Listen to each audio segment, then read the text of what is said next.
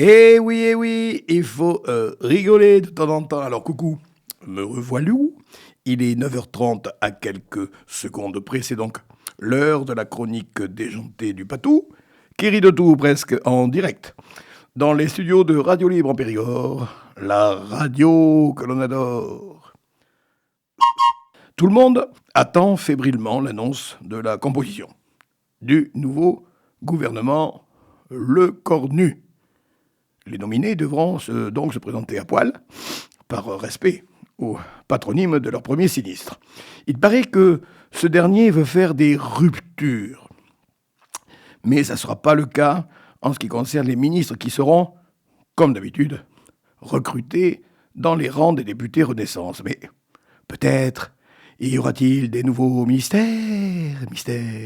En attendant, RLP vous livre un scoop en avant-première en vous livrant le nom de quelques ministrables par ordre alphabétique. David Amiel à l'apiculture.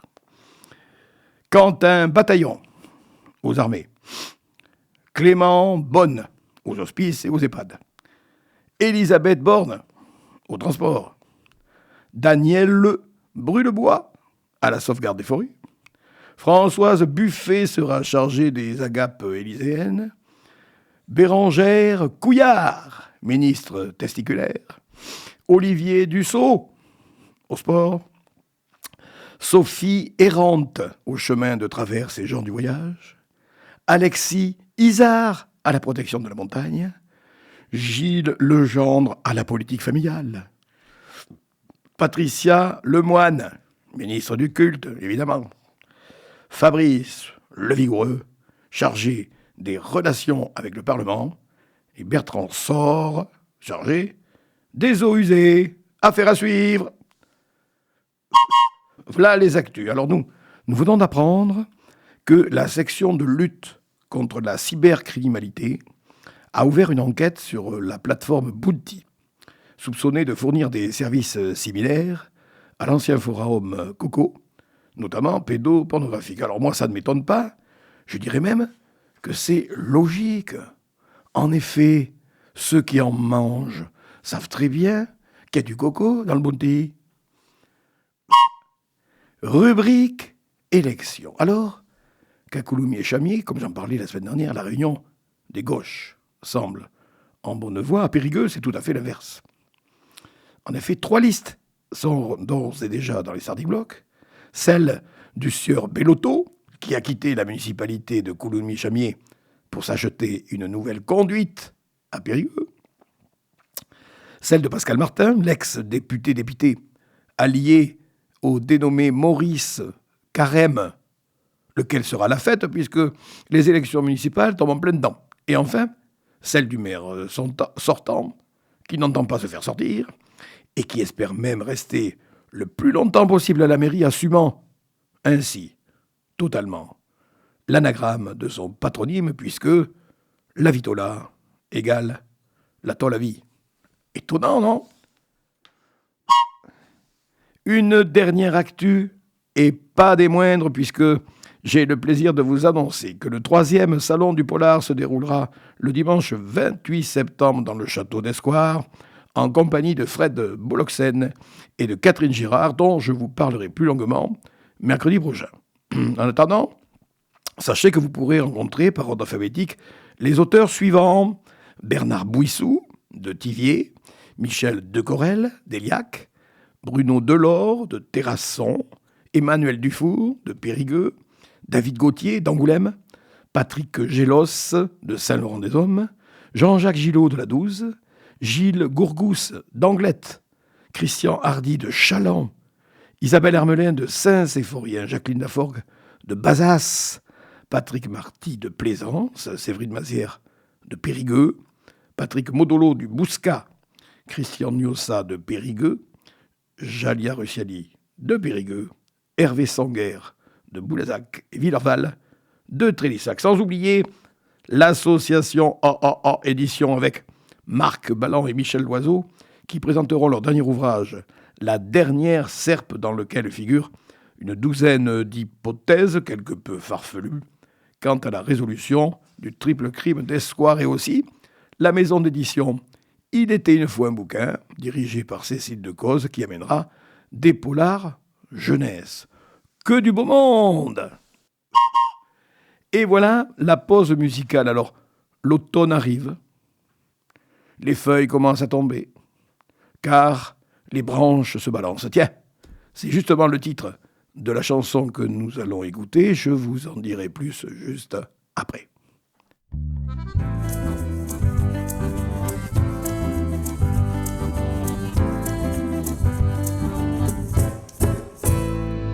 Les branches se balancent au souffle du matin, les feuilles tournent, dansent, le vent leur prend la main. La la la la la la la la la la la la la. Les feuilles tournent, dansent, le vent leur prend la main.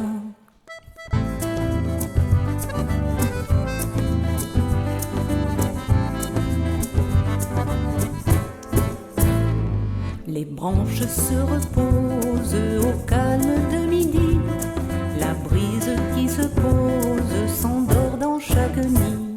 La la la la la la la la la la la la la. La brise qui se pose s'endort dans chaque nid.